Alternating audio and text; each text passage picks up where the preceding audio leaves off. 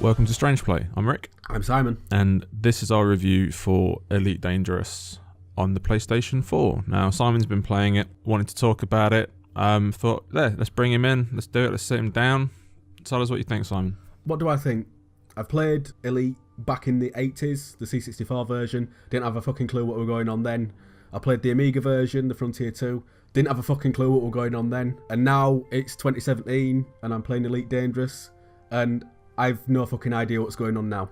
Well, at least they're consistent. They are the most complicated games I think I've ever played. Even with explanations, sometimes they don't really make any sense. Wow, that's a bold statement. Yeah, let's just go over what's in this game. Well, the PlayStation 4 version. You get the base game, and you get the Horizons DLC, which allows you to go and explore planets. Okay. And you can land on planets, and there's bases and stuff, and there's all sorts of Easter eggs and alien stuff that's sort of going on week by week. Okay. It actually happens in real time, this game. Right. It's basically it's an up to version of what's out on PC at the minute. How long has it been on PC for? Like 3 years, something like that. It's been out quite a while. Okay, cool. Okay, you've got 3 game modes: open world, private world, solo game. Right. All of it's online. Every last bit of it is on. It won't even work if you're not connected online. Okay. Even for solo game, and there's a reason for that. You sort of have community challenges, and there's prizes, and there's wars going on, and it's across all 3 platforms. So you've got Xbox, PlayStation 4, and PC, and everything's the same across. Oh, is it cross-server for everything? It's not cross-server, it's cross-world. So PlayStation 4 players can't play with Xbox players or PC players. But the same scenarios are going on for each platform? The same scenarios are going on. So say like one of the factions, say like the Alliance is doing well. It could be down to PC players, it could be down to Xbox players, it could be down to PlayStation 4 players. Do you know, like all working in the same direction? Okay, that's cool. Know. That's cool. And yeah, it is really cool. Right, private world is just like a private lobby. The cool thing about this is it's sort of like a server. Do you know when you rent a server on PC for like Minecraft or whatever? It's like that. It don't matter how many people I invite.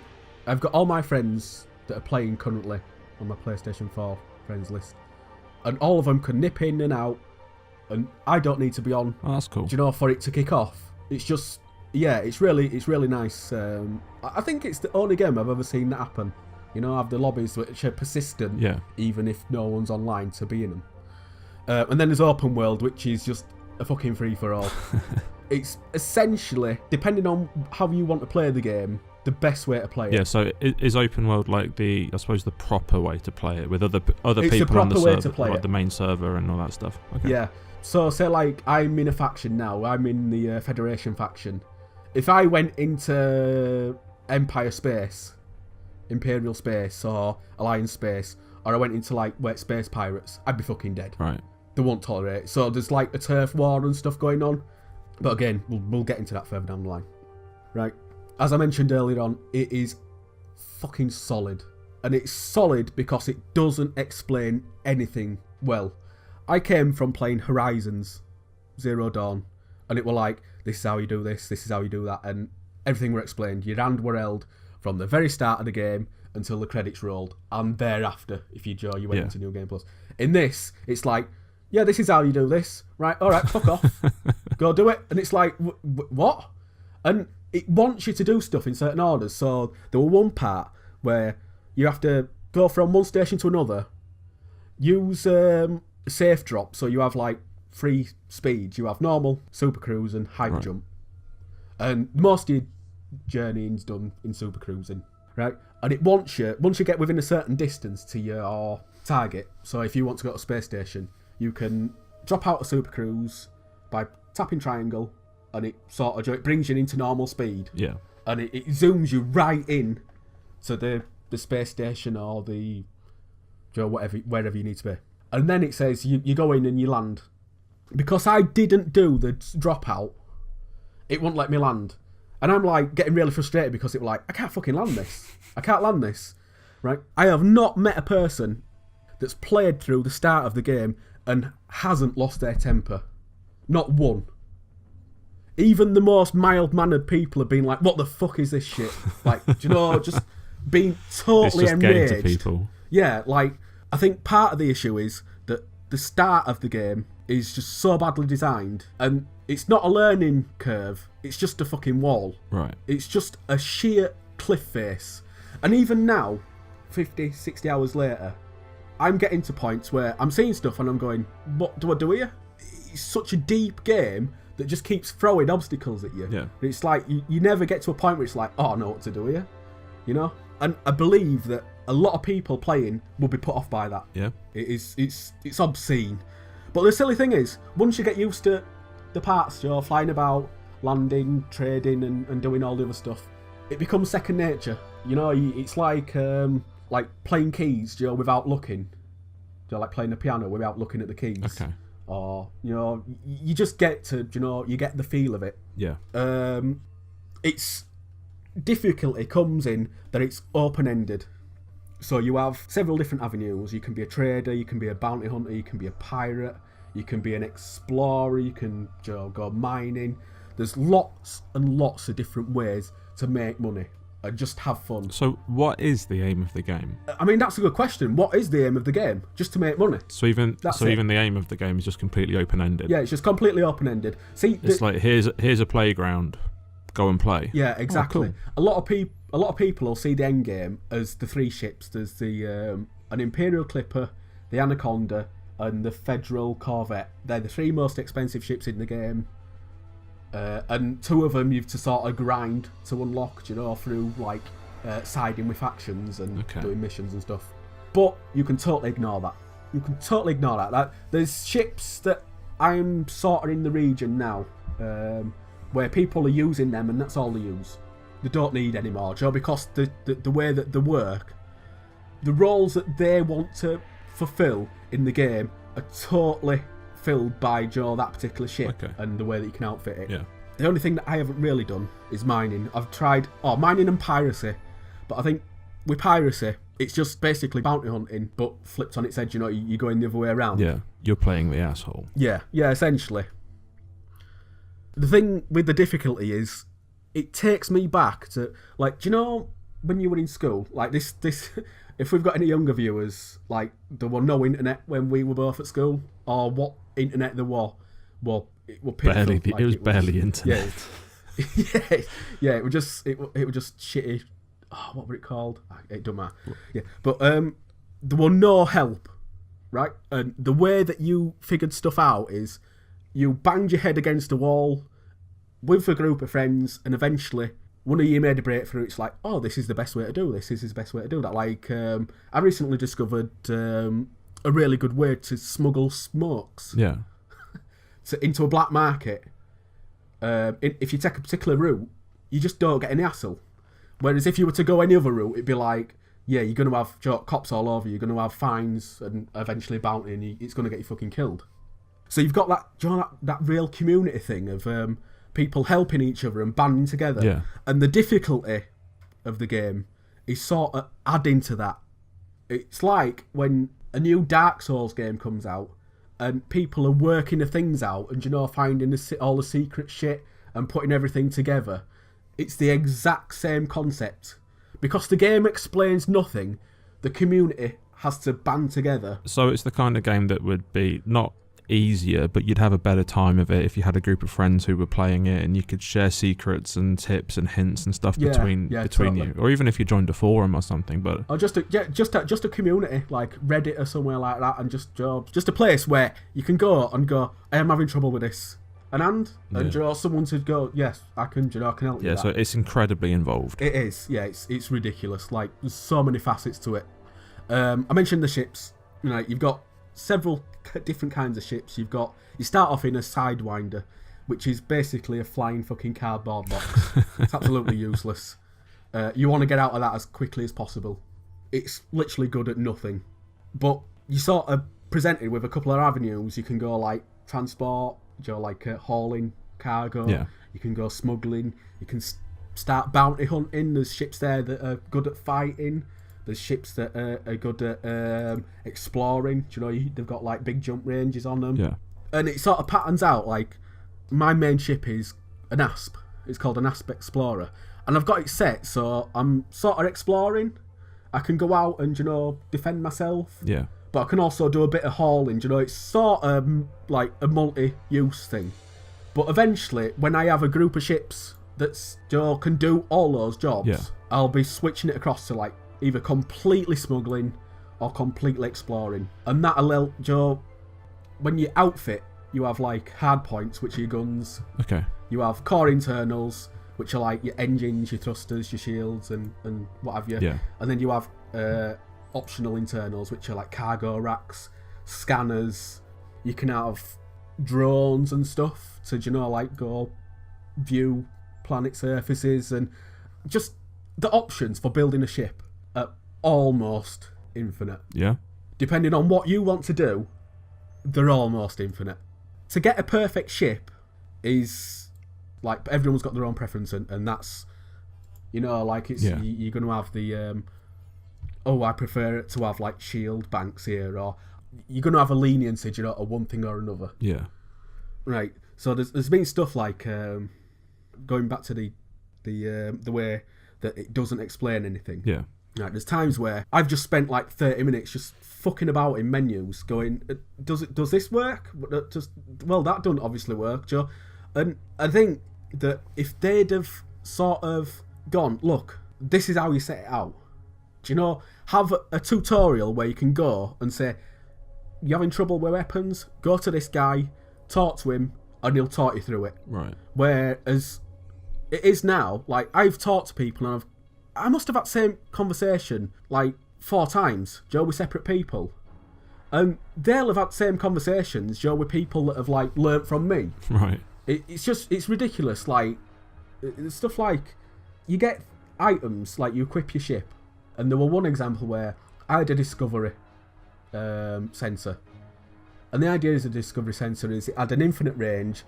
And I thought, cool, I go into a system, it's going to light everything up.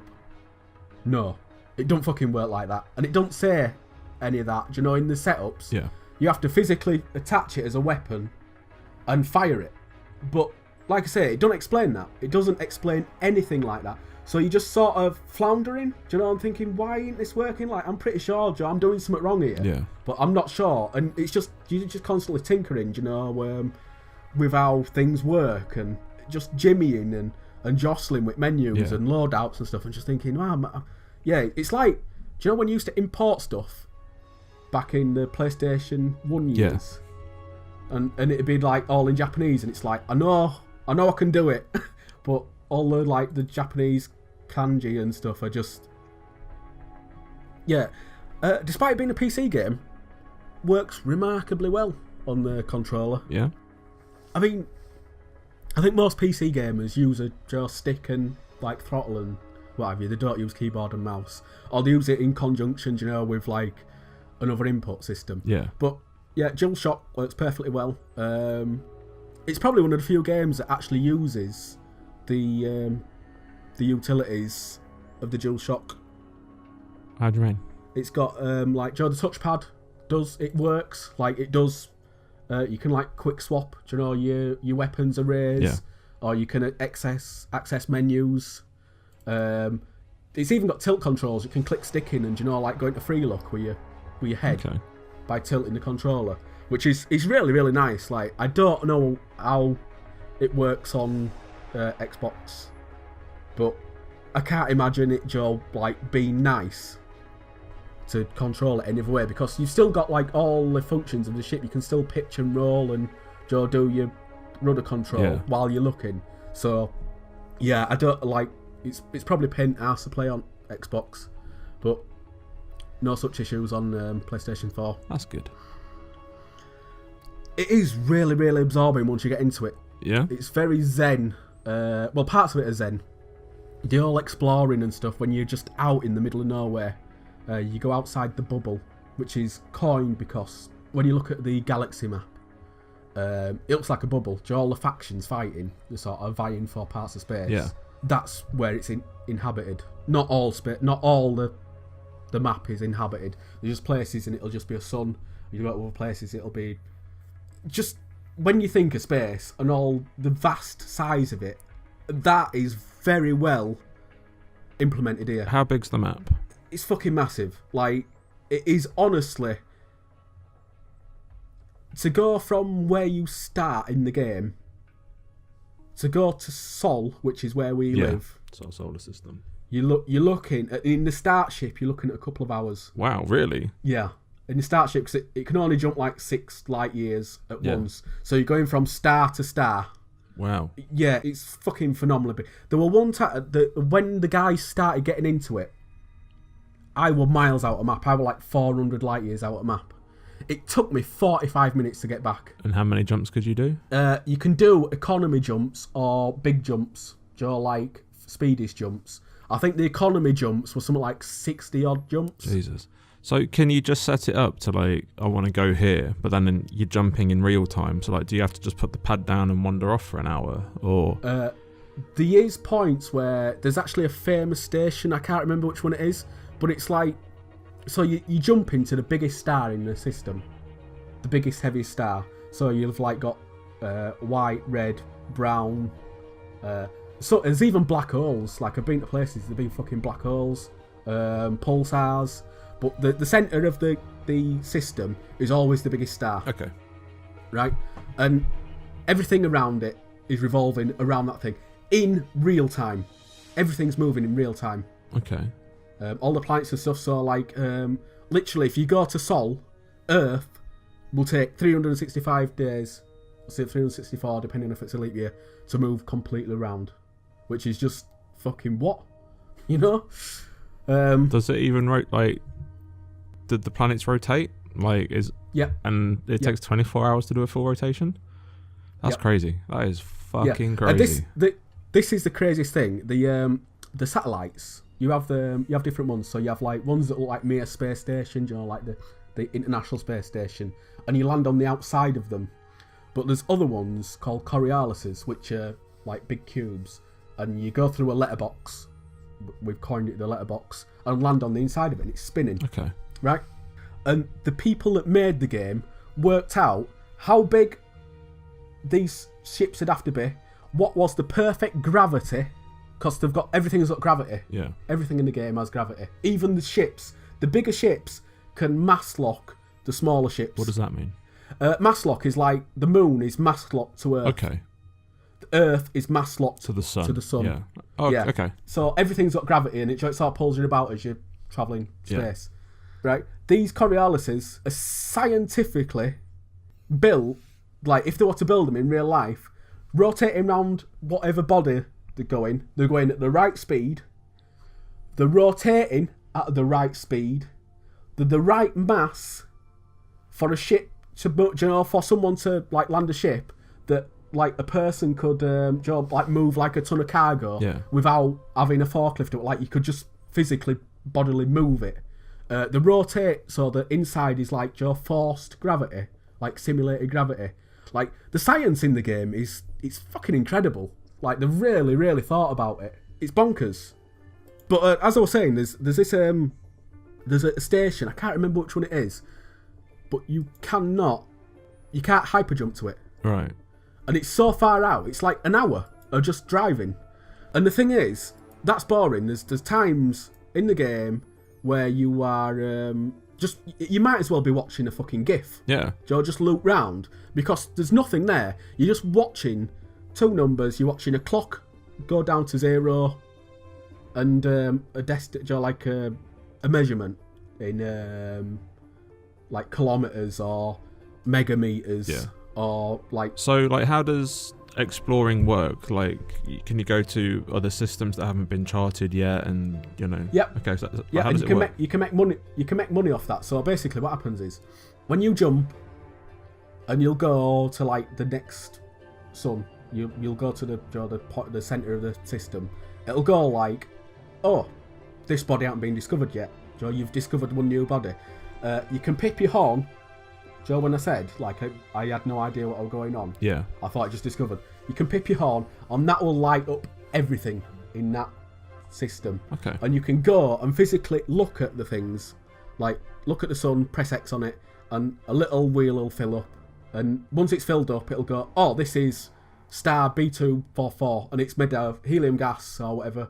Or this planet is mineral rich, or this one is like habitable for human life. Yeah. And each one that you do, you get money. So you get the most money from the ones that have got like high mineral content, or high metal content, or the habitable ones. Yeah. And essentially what you do is you keep cataloguing these things, these planets and celestial bodies, and when you go to the next area, you have to go like 20 light years away before you can sell the data. Okay. So you can go move over, sell the data, right? And anyone that goes into that system after, it's all named. Oh, wow.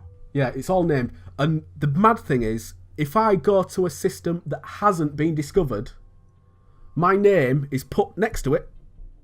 So it'll be, in this case, it'll be Sly Reflex. Just like right? discovered this system sort of thing. Has discovered this system. Yeah, not only would the PlayStation 4 people see that, but the people on Xbox and PC as well. That's awesome. That's so cool. So it's really like an incentive to go out. And the thing is as well, like, it's because it's Sony just really come out on PlayStation 4. It's been out on Xbox for a while and it's been out on PC for 3 years or whatever, right? A lot of PlayStation 4 users were like, oh, there's a trophy for discovering the planet. Do you know, we're never going to get that because, like, alt PC players and Xbox players, right? Frontier came out and says there has been less than 1% of the galaxy discovered. Jesus, the galaxy. All the millions of hours poured into the game by all the players, less than 1% of it's been discovered. It's fucking insane. That's mental. But like going back to something that you said earlier about making money and stuff, like you can buy new ships and things. Is the world, is the galaxy like inhabited by NPCs as well as human players? Yep. Okay, so like what do the NPCs do? Yep. So you've got they fill in the places that I mentioned. So some of them you see mining. You can get attacked by pirates. You can attack people. Like you can pull them out. So like I mentioned that you could go into like Super Cruise from normal. You can only dogfight at normal speed. Okay. But because people try and run away and go into Super Cruise, you can physically go and pull them out. You can interdict them. And they can interdict you as well. So there's a lot of stuff going on there. It's actually quite exciting because if you're carrying, say like you're fucking flying a ship that's like 200 tons and you've got 100 tons of freight, and you'll get interdicted and it's like, oh fuck, I've got like $500,000 worth of fucking shit here. Do you know? Like you really, really fight against it. And there's other times where you'll be like, you'll check him to see if he's any good and you'll be like, I'll slow up and I'll just fucking kill him. You know? For like inconvenience him. So how do the battles work? What happens is, from a goody two-shoes point of view, you press X on a player, you see if they're wanted, if they've got a bounty on them, they're wanted, and after that you go guns free and you just shoot them up. Do you know, you've got like different things. These different ways of fighting, the best way to explain it is, you're not controlling a cursor, you're controlling a ship. Right. And the guns are mounted on the ship. So you have fixed guns, you have gimbaled guns, and you have turreted guns. Fixed guns point forward and they do not move. Gimbaled guns sort of like float about a bit, do you know, on auto track, but they can be countered by like chaff and stuff. Okay. Turreted guns fucking stick to their target, but they do like fuck all damage. And again, they can be, like combated by chaff. Yeah. And jamming and stuff like that. There's a lot of depth. Like some people are going to prefer, like we're going back to the preferences thing, now loadouts. There's a lot to that. And you can sort of as well, like part of the Horizons DLC, they added engineers. And these engineers have got like the quests. They're basically quests.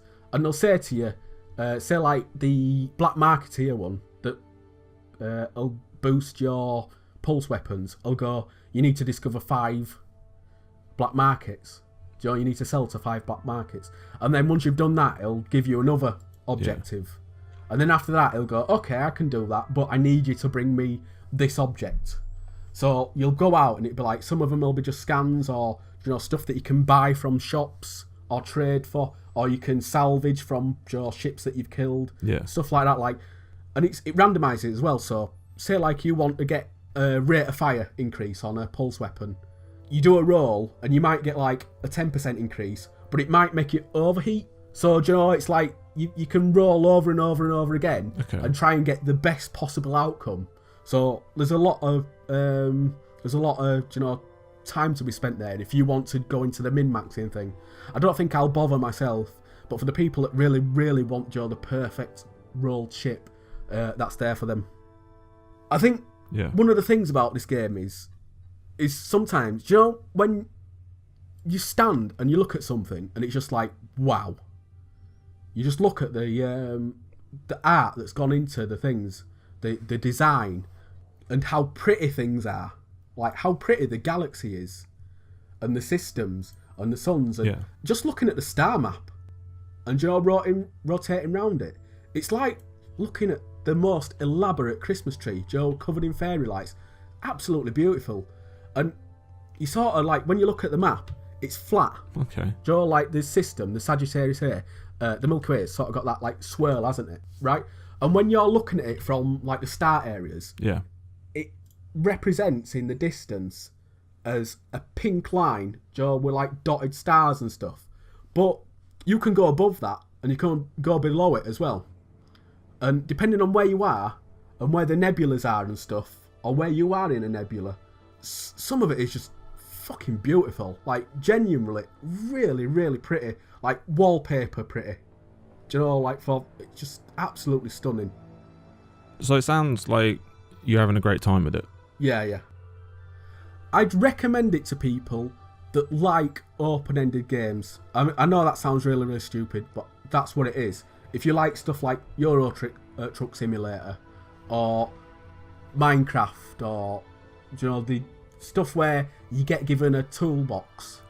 But if you like things where it's like you have to be given an objective and it's like, go here, do this, and you're rewarded for it, and then it progresses, it's not for you. Like, it really isn't. Yeah. You need to be of the mind where you know how to plan out something, without the game giving you a push into doing it.